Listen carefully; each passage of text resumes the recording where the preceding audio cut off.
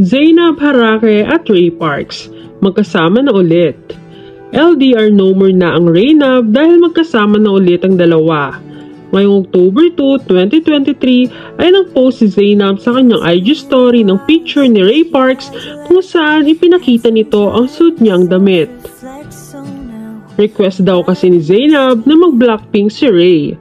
Agad naman niya itong ginawa.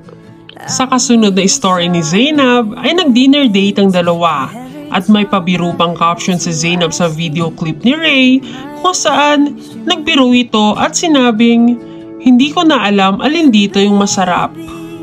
Kahapon, October 1 ay nag-story si Jaha ng picture ng airport. Dahil hinatid lang naman ito ang kanyang boss madam na si Zainab Harake. Dahil kahapon ang nakatakda nitong flight patungong Japan. Kahit parehong busy sa trabaho ay hindi pa rin nila pinapabayaan ang kanilang relasyon. Gumagawa pa rin sila ng oras para makasama ang isa't isa.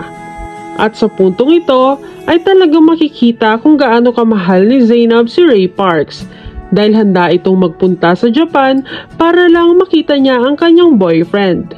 Narito ang reaksyon ng mga netizens.